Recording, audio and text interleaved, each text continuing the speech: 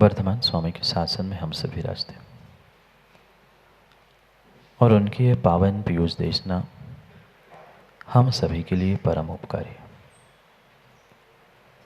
अनादिकाल से हमारी आत्मा में जो जन्म, जरा और मृत्यु रूपी रोग लगे, उन रोगों का उपशमन करने वाली कोई परम औषधि है तो वह एकमात्र यह जिनवाणी।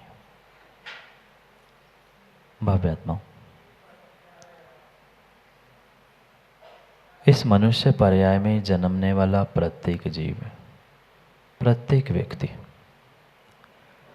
जीवन जीता तो आया, पर शायद जीवन के रहस्य को नहीं समझ पाया।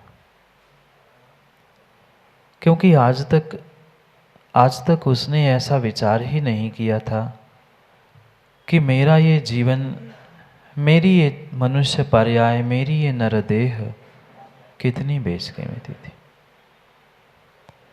जीवन के प्रत्येक पलों में कहीं ना कहीं रहस्य छुपा था।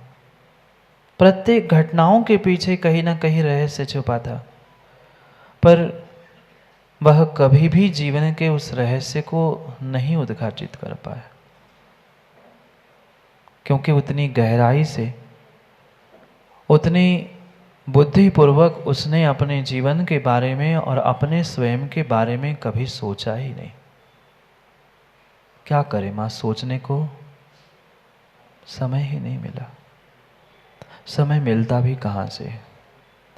समय मिलता भी कहाँ से हमें अपने बारे में सोचने के लिए, क्योंकि पूरा समय मात्र और मात्र हम दूसरे के बारे में सोचते पूरी पर्याय निकाल दी। जो सत्य को समझता है, सत्य को जानता है, जीवन के रहस्य को पकड़ लेता है, वह जीवन के प्रत्येक रहस्य को समझकर जीवन में भाग लेता है, और जो नहीं समझ पाता है वो जीवन से भाग लेता है। अक्षर मात्र एक का अंतर है, जीवन में भाग लो या जीवन से भाग लो। निर्णय हमें अपने स्वयं के जीवन के बारे में करना है कि मुझे अपने जीवन के साथ क्या करना है। क्योंकि जीवन मिला, मनुष्य पर्याय मिली, क्या पहली बार मिली? क्या पहली बार मनुष्य बने? क्या पहली बार जैन कुल में आए माँ? नहीं, कई बार मनुष्य बने, कई बार जैन कुल में भी जन्म लिया, पर उस सब जैन कुल, जैन परिवार, देवशास्त्र गुरु की सन्निधि, मनुष्य पर्याय, ये सब कुछ मिलने के बाद भी हम उस जीवन से भागते रहे, जीवन में भाग नहीं ले पाए। क्योंकि हमने समझा ही नहीं ये कितना बेशकीमती जीवन था। क्योंकि इस बेशकीमती जीवन में ही हमें कुछ मिलने वाला था, हमें कुछ प्राप्त होने वाला था। अन्य पर्याय में तो कुछ भी मिलने वाला नहीं था।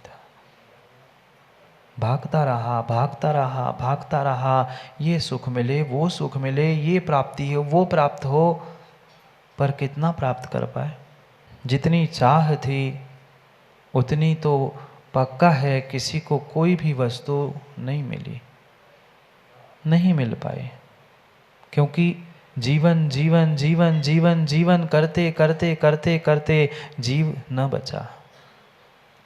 वकील साहब, जीवन जीना है, जीवन करते जीव न बचा। न कितने अक्षर? तीन ही अक्षर है। वो तीन अक्षर एक साथ होते तो जीवन था, और थोड़ा सा भी उसमें अंतर हो गया तो जीव न बचा। जीवन में जीव न बचा। दोनों शब्दों को बहुत गहराई से समझो। जीवन में जीव न बचा, क्योंकि एक मृतक के भांति, हम मशीन के भांति जीवन को ढोते रहे। इधर से उठाया उधर पटका, उधर से उठाया उधर पटका। यही तो करते हो महेंद्र सिंह जी। सुबह उठे, घर से द्रव्य उठाई, मंदिर में छोड़ा है, मंदिर से घर गए, घर से पुनः बोझा उठाया, दुकान गए, दुकान में कमाया, वो बोझा उठा के यहाँ आए, मात्र बोझ बोझ और बोझ तो ढोते रहे। नहीं ढोते माँ? कितनों का बोझ ढोया? पहले पिता के घर में थे, माता पिता के घर में थे तो उनका घर बोझ ढोया। यहाँ आए तो पति, पुनः बेटा, पुनः नाती, पुनः परिवार, पुनः कुटुंब, पूरा जीवन दूसरे का वजन ढोते ढोते, दूसरे का, कल भी सोचा था ना, धोया क्या क्या धोया था? दूसरे का वजन ढोते हुए, दूसरे के उन दोषों को धोते धोते मेरे पर्याय मेरा जीवन जीव ना बचा, पर्याय में जीव ना बचा। एक मृतक की भांति सब काम हमारा होता रहा, कार्य तो किया, पुरुषार्थ तो किया, पर कौन सा समय पे, कौन से समय पे कौन सा पुरुषार्थ करना था, ये विवेक हमारे भीतर बिल्कुल नहीं रहा। पुरुषार्थ में कमी थी? नहीं थी। किसी प्रकार से पुरुषार्थ में कोई कमी नहीं थी, पर वह पुरुषार्थ कब, कहाँ, कैसा, कितना करना था, किसके लिए करना था, इसका निर्णय नहीं था। क्योंकि ये तो बहुत सारे जीव यहाँ बैठे हुए जानते हैं कि हमारे आगम में 4 पुरुषार्थ गए, पता है ना? ज्ञान तो हमारे पास लबालब भरा है। पुरुषार्थ का कब हमने कैसा प्रयोग किया, इसके बारे में कभी सोचा? ये एकमात्र ऐसा जिन शासन जैन धर्म है जहाँ पुरुषार्थ को कहते हुए आचार्य भगवंतों ने और तीर्थंकरों ने काम को भी पुरुषार्थ कहा। समझने जैसी बात है।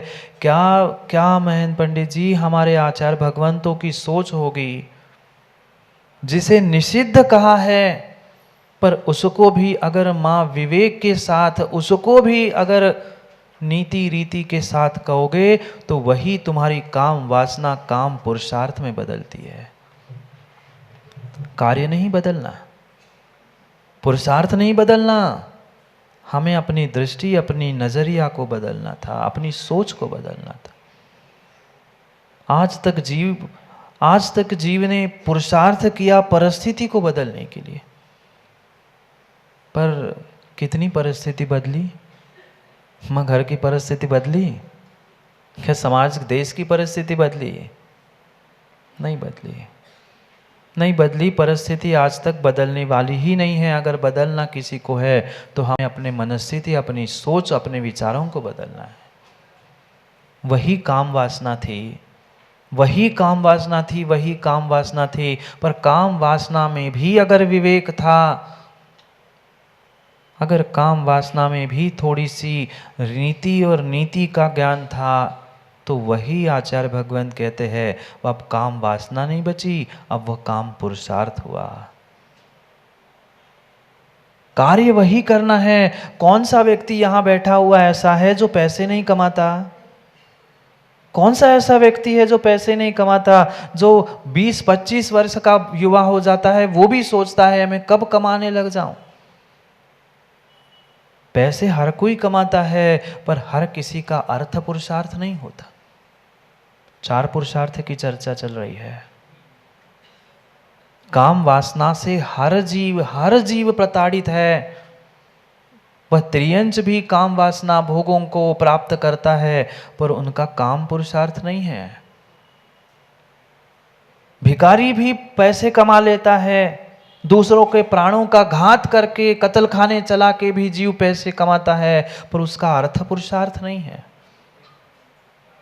वह अर्थ पुरुषार्थ, काम पुरुषार्थ तभी सम्यक होता है जब तुम्हारे पास वास्तव में धर्म पुरुषार्थ होता है। बिना धर्म के तुम्हारे सब पुरुषार्थ व्यर्थ है, और धर्म ही नहीं है तो मोक्ष कहाँ से आएगा? बहुत बहुत गहरे रहस्य हमारे आचार्य भगवंतों ने प्रदान किए हैं।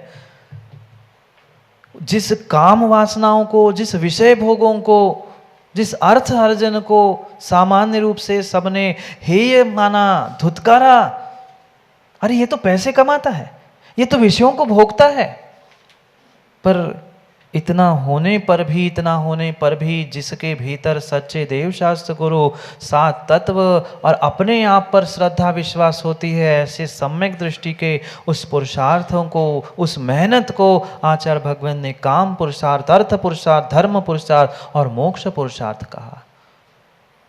कितनी गजब की बात है। क्या काम, विषय, भोग, अर्थ अर्जन, इसमें मां पाप का अर्जन नहीं होता?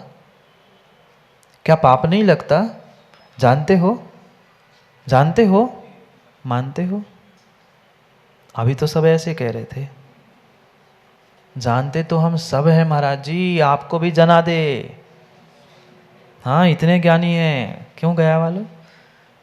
इतने ज्ञानी हम हैं कि हम महाराज आपको भी तो जना दे, पर हम मानने वाले नहीं हैं। मानना आपका काम है, आप मानो, आप जानो। जो जानने के साथ मानता है, विश्वास मानना, वो ही अपना कल्याण कर जाता है। मात्र जानने से काम नहीं होगा। जानने के लिए चेतन भाई कितनी सारी जानकारी आपके पास है, कितनी सारी जानकारी अपने आपके पास है। जो जानकारी हमारे पास नहीं है, पूरे दुनिया भर की जानकारी, श्रीलंका में कौन से राष्ट्रपति को क्या हो गया, वह रसिया का क्या हो रहा है, सब पूरी दुनिया की जानकारी है, पर वह सम्यक ज्ञान नहीं है, मात्र खबरों की जानकारी है। मात्र बाहर तक सीमित मत करना ना।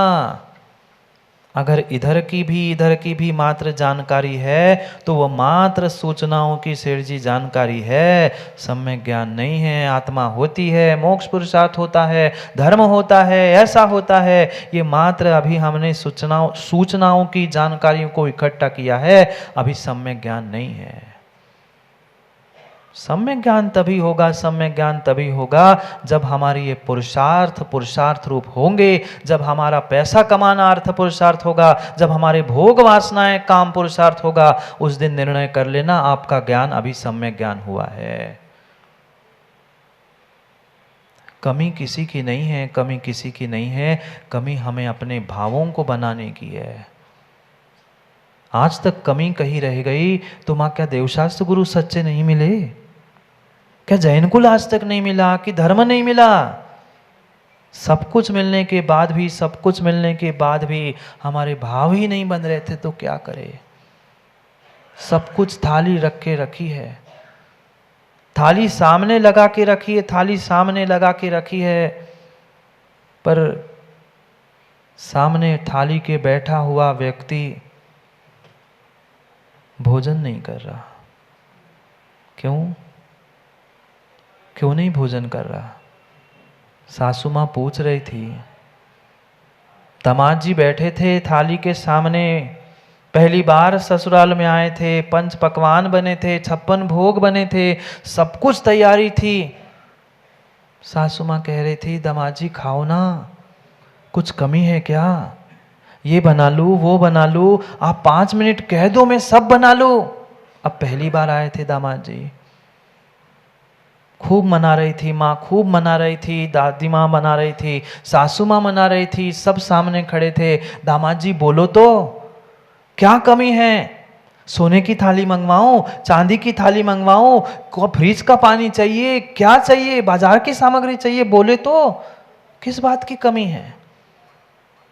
15, 20, 25 मिनट हो गए, थाली लगी है, पकवान बने हैं, सब भोजन सामग्री ठंडी हो गई। सासू माँ पूछ रही है, दामाद जी बताओ कमी किस में है? दामाद जी कहते हैं, माँ कमी किसी में नहीं है, सब कुछ व्यवस्थित है, पर क्या करूं, वो नहीं है। वो कहते वो कौन? सासू माँ पूछती वो कौन? मेरी बेटी तो बाप के बगल में बैठी है। सासू माँ कहती वो अगर चाहिए तो वो तो एजी ओजी करते ना, वो तो बगल में ही बैठी है। वो कहते हैं वो भी है पर वो नहीं है। तो वो कौन? सासू माँ वो सब कुछ है जो आप देना चाहते हैं, पर वो नहीं है जिससे मैं प्राप्त करना चाहता हूं। वो मतलब वो कौन? वो कौन राहुल? वही जिससे पेट भरता है, जिससे भोजन होता है, सासू माँ और चिंतित हो गई, दामाद जी कह क्या रहे हैं, भोजन करने आए कि पहेली खेलने आए? पहेली बुझाने आए। वो कहती है, अब तो थक गई थी सासू माँ, कहती है दामाद जी सीधी सीधी बताओ क्या कमी है, वो मैं नहीं समझ पा रही। वो कहते हैं सासू माँ सब कुछ है, पर वो कहती आप वो कह दो, नहीं तो फिर, अब सासू माँ तो सासू माँ थी। वो कहता है सब कुछ है सासू माँ, सब कुछ है, पर वो भूख नहीं है। पंच पकवान रखे हैं, पर सासू माँ वो भूख नहीं है। हमारे साथ भी यही हुआ। सच्चे देव, शास्त्र, गुरु सब कुछ हमारे सामने रखा है, पूरी थाल सजा के रखी है सिंगे जी, पर वो नहीं है। भीतर की भूख नहीं है, भीतर की प्यास नहीं है। और जिसको भूख नहीं है, प्यास नहीं है, उसको पंच पकवान भी खिला लो, ठंडा पानी भी पिला लो, उसको उसकी कीमत क्या हुआ हमारे साथ? देव, शास्त्र, गुरु, पंच पकवान, जिनवाणी, उपदेश, देशना सभी हमें समय समय पर मिल रही है, पर क्या करें? भीतर की भूख, भीतर की प्यास ही नहीं है कि हम धर्म को समझे, धर्म के मर्म को समझे। नहीं है, वो नहीं है। कौन वो? कोई दूसरी वो नहीं समझ लेना, नहीं तो लकी समझे कोई और वो की कह रहा है। वो भूख, वो प्यास जिससे मेरा पेट भरने वाला था, जिससे मैं भोजन ग्रहण करने वाला था, वो भूख, वो श्रद्धा मेरे भीतर अभी तक नहीं प्राप्त हुई है। इसी कारण से मेरी प्रत्येक क्रिया, प्रत्येक क्रिया, प्रत्येक क्रिया, चाहे वे धर्म की क्रिया हो, पर वह धर्म की क्रिया भी मुझे धर्म के मर्म तक नहीं पहुंचा रही, नहीं पहुंचा रही। कैलासन जी, एक बार मैंने कहा था, आप आए थे, याद है पठारी में? धर्म धर्म धर्म कहते कहते कहते कहते हमने इतनी क्रियाएं सीख ली, इतनी क्रियाएं सीख ली, इतनी क्रियाएं सीख ली, पर फिर भी हम धर्मात्मा नहीं हो पाए, फिर भी हम धर्मात्मा नहीं हो पाए, फिर भी हम धर्मात्मा नहीं हो पाए, क्योंकि मात्र क्रियाओं को करते करते करते करते हम धार्मिक तो हो गए। अंतर समझना वकील साहब, संसार का आज प्रत्येक जीव धर्म की क्रिया करते करते, धर्म का थोटांड करते करते, धर्म का अंधश्रद्धा, अंध परंपराओं में उलझाते हुए धार्मिक तो हो चुका, पर धर्मात्मा नहीं हुआ। मां कुछ आया अंतर समझ में? धर्मात्मा हो कि धार्मिक हो? धर्मात्मा हो कि धार्मिक हो? सुबह से शाम तक जो आपकी धर्म की क्रिया शैलेंद्र भाई चल रही है, वह आपको धार्मिक तो बना रही है, पर धर्मात्मा हम आज तक नहीं बन पाए।